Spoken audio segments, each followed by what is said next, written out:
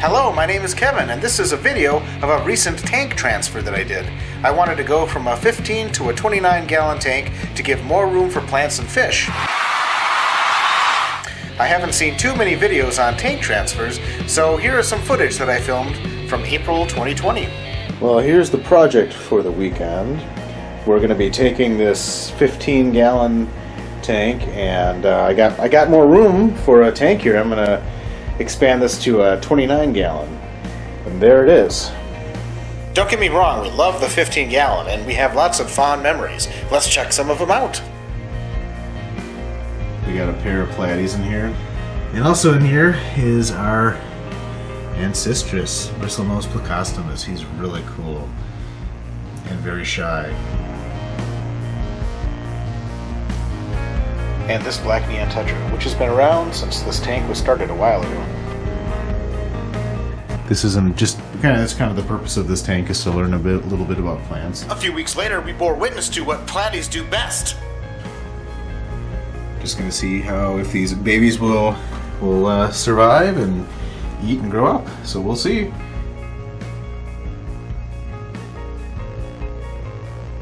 These guys are getting just grown up and stuff.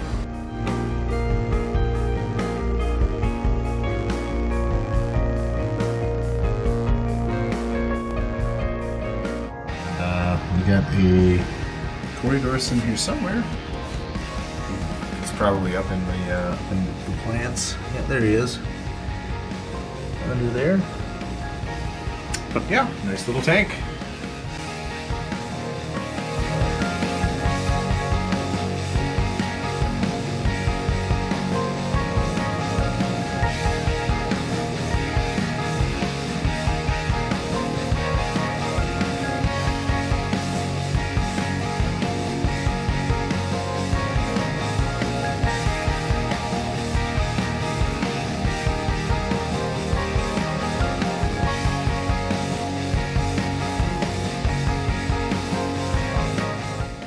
Alright, enough of those memories. Back to work on the new tank.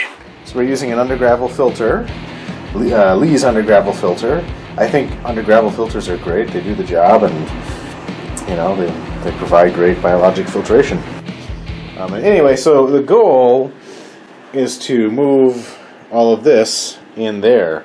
You know, because this is a nice, well-established tank. It's got excellent biological filtration, and so what I'm going to do is I'm going to transplant all of the sand, all of the gravel, I should say, in there, the plants, the rocks, the water, everything. And this, I got a tidal hang-on back filter back there, and that's going to go in there as well. And it's got a pre-filter sponge. So these are all good things. Anyway, so yeah, that's kind of our goal. In here I have some substrate that I cleaned and threw in some fluorite plant substrate as well, so that provides nutrients, and so we'll be getting that in there and doing this tomorrow. I bought a couple of new plants as well, and they're just kind of hanging out in there until we do the transfer. But yeah, we got lots of coolie loaches in here. Got about 10 or so coolie loaches. They like to hang out in the Java fern. I swear they're in there. I swear. There's actually a couple out right now. What else do we have in here? So we have some narite snails. Narite snails. We have wagtail platies. These were fry that I grew up in here. And then we have some ember tetras. We have a Bristlenose plecostomus, you can kind of see him there. Nice ancestress, and then we have a Cory down here, skunk Cory. Anyway, and I love these guys, love this tank, and but I just like things to be a little bit bigger. Just a little more space for everyone. Let's feed these guys while we're sitting here. They're like, come on, give me some food.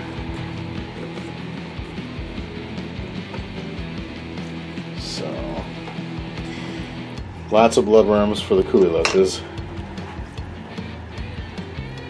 Between the platies and the ember tetras and the coolie loaches, they will eat all the bloodworms up.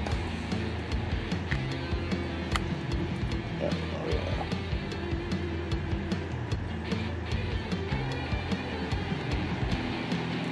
Oh, you know, there's bloodworms that are coming out. I told you they were in there. I told you. Anyway, and it's always fun to watch the ember tetras eating a bloodworm. Like half of it sticking out of their mouth. They're able to eat them though. Gotta give them credit where credit's due. That is a fantastic turd right there. Very nice.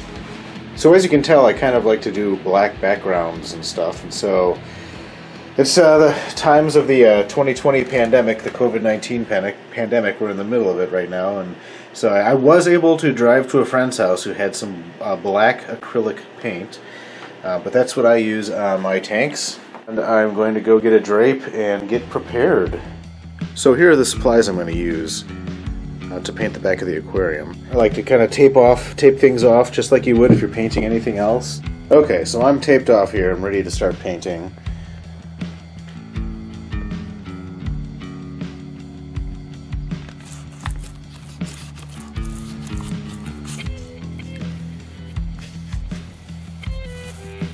So here's the back.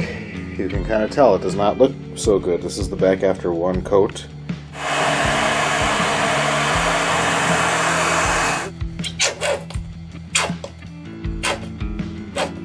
Sounds like that one's empty. Okay, I'm going to start our second coat here.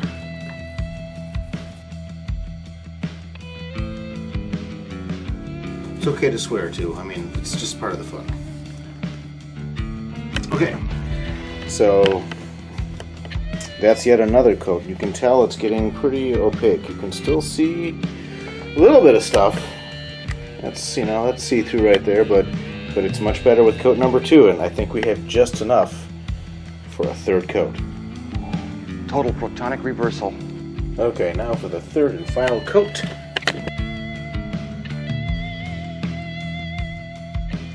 So here's the finished product. I think it looks pretty good. Now we're pretty much ready to roll, and yeah, it's looking good. So I scored this amazing piece of wood, and I think I'm going to use this as the centerpiece for the new tank. I don't like mixing my cooking pots with, you know, pots that I use for aquarium, so I got the stock pot just for boiling wood and rocks or whatever. We bought it from this guy, and he was sad to hear that we were gonna use it for that purpose. So if you do come across someone selling one of these, just tell them you're gonna make a nice stock. Like you're just into it. Don't tell them the truth. We're gonna have to just kind of rotate it once we get this boiling and do the best we can, and oh well.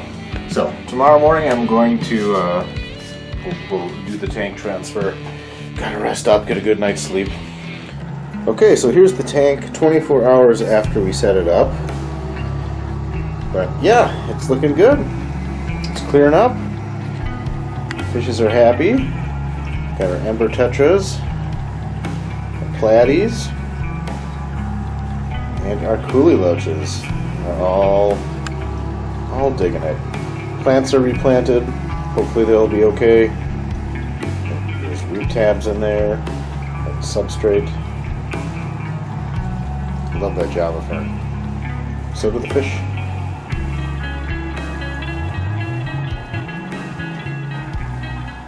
Check out my... Never get a shot at this guy. There he is. I see you. 24 hours after putting the tank up, we had a big snowstorm here in the Twin Cities on Easter. And of course, our power went out. Let's go check on the progress. Power went out, so we had a little delay, but here's what the tank looks like. You can see it's a little tanned up, a little brown, but otherwise looking awesome. I think everyone is happier. They can stretch their fins out. Okay, and here the tank is 3.5 months after completing the transfer, and it's doing good. one of the things, whenever you transfer plants, to a new tank, it takes a while for the plants to reestablish their root connections, and you can kind of see here, this is a dwarf sag, and you can see right here how it works, how they're germinating, and just the light from being near this window here is enough to start photosynthesis or whatever, and get it going. So yeah, I'm hoping that that spreads a little bit, whatever, and yeah, the cryptocorn back here is looking really, really nice there. It's starting to get bigger, and I just like it. And then of course this is my daughter's tank, and she wants a pink plant, and so she gets one. To be clear, that plant is fake. I have about as much time to grow live pink plants as I do unicorns right now. We got some black tetras. We just kind of added some black tetras for a little bit more fish action in here. But yeah, the Java fern is doing good. I forget what this plant is in the back. It's got lots of algae in it, so we'll have to see how that works out. The wood's got some algae on it. I'm thinking of taking it out and maybe treating with some hydrogen peroxide. We'll see. But other than that, the tank is doing good. I love this Tidal hang-on back filter. Super easy to clean. I clean it in under 5 minutes monthly. So it's pretty good. We got our Ember Tetras doing good. They're just waking up now. And then of course we have our Platies. He's never gonna give up. There we go, and the black Tetras, which are going a little crazy.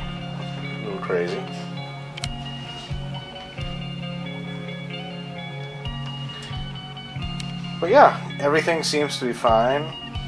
It's taken a little bit longer than I thought for the plants to start thriving again, but hey, lesson learned. I have to clean the front off. I've got some algae on this sucker, but other than that, we're looking good.